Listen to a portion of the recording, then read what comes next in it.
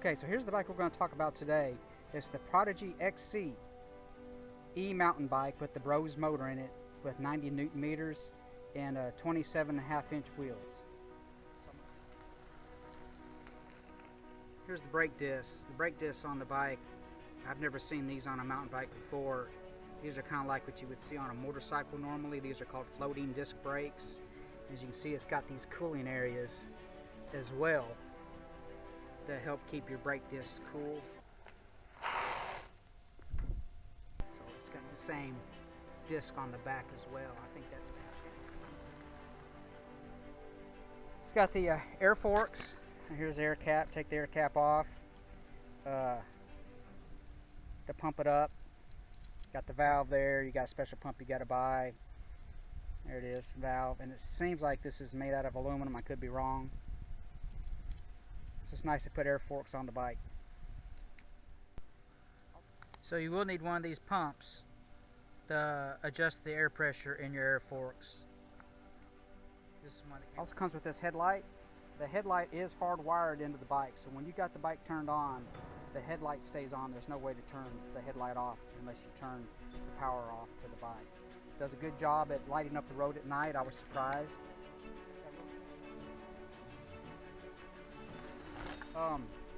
I did put some different bars on the bike, but the bars that came with the bike are just fine. It's just I'm used to this bend. I'll show you. I just like more of an upsweep bend on my bars. And here is the stock seat post in the seat. Of course, it's a small seat. I don't ever ride a bike with these small seats. Can't stand them.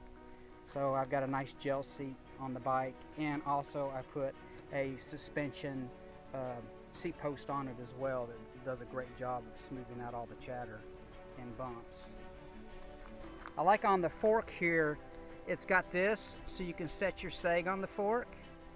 Now on these forks, there is no brand name on these forks whatsoever. I cannot tell where these forks came from. It would be nice if the people that put this bike out would let us know.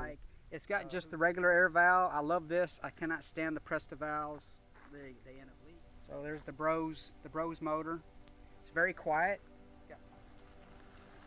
Turn it off. Believe it or not, the bike rides so smooth that there were times where I had it turned off and didn't know it, and it was just riding it like a regular bike. And I didn't know any difference between that and the eco modes. I find myself just using that now when I'm on flat ground to, you know, slight grades, and it really saves on the battery. Of course, it's got hydraulic brakes on it. Came with these nice wide aluminum pedals, and comes with a nice kickstand that's mounted to the rear, so it's out of the way. Back to the motor now. When you're shifting gears in the motor, it's got a shift sensor back here, and what it does is it just cuts the power off to the motor, just like ever so slightly, so it doesn't put a lot of wear and tear on your drivetrain.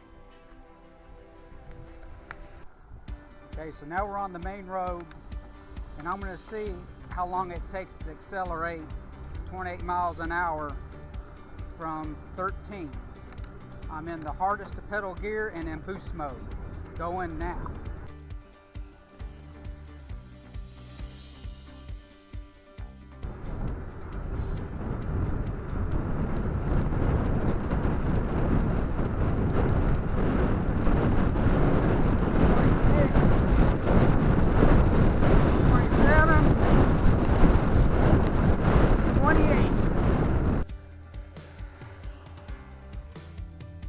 There was my speed on the last run, going up a slight incline, and it was 28.5 miles per hour. Part of the attention to detail I found on this bike is it's got a mounting spot here on the frame and here. The bike's got more than enough power. In eco mode, it just barely gives you some assistance. It feels very natural. In tour mode, you feel a little bit more of a push, and that's what I normally ride it in, is the tour mode. You get good battery life out of that. And when I'm getting to some big hills and stuff, I'll put it in the sport mode. Sport mode, you're starting to feel the power. and in the boost mode, it's really powerful. Like that. Of course, it's got this nice aluminum guard here. I love that. Keeps the grease and stuff off your pants. Keeps your pants from getting sucked into the chain and the sprocket. It's got this protection here on the frame.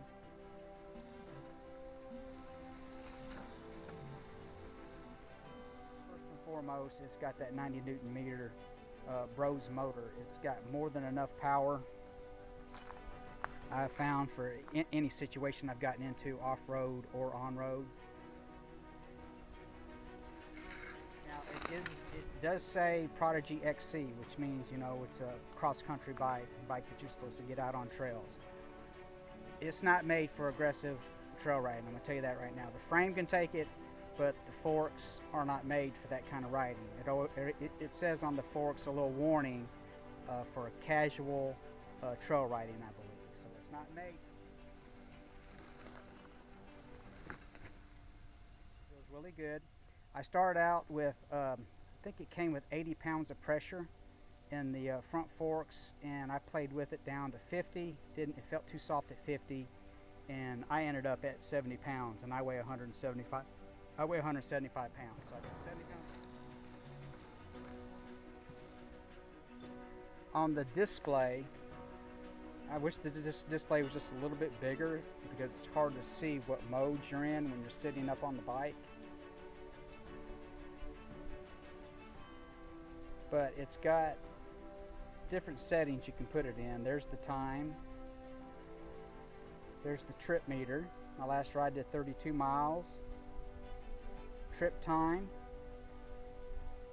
average speed, max speed, and the odometer, I've got 99 miles on it now.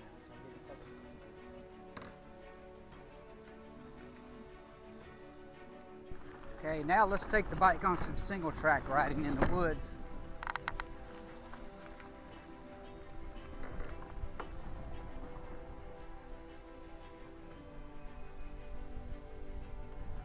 Right now I'm just in tour mode, so you got eco mode, tour mode, sport, and boost mode.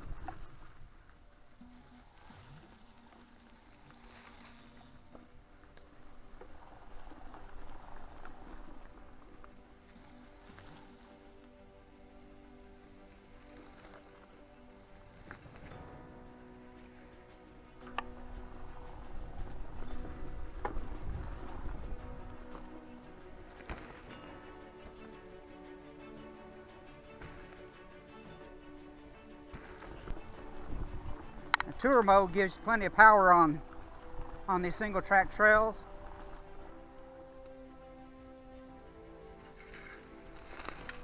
When I come to some bigger hills, that's when I'll use sport mode or boost mode. Now I'm going to bump it up to sport, and that's when the bike really starts taking off. When you hit boost, it's just effortless.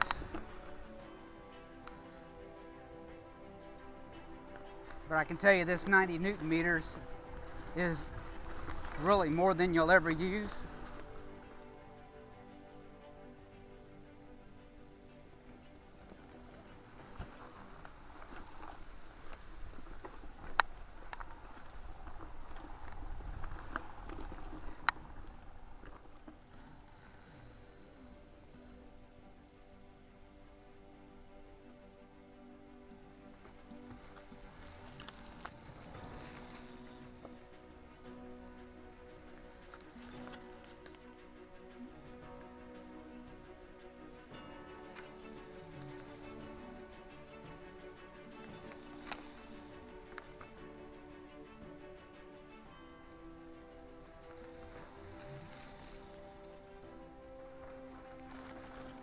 Now when you're on an e-bike, before you stop, always remember to click it down into the easiest to pedal gear, just like I'm doing now.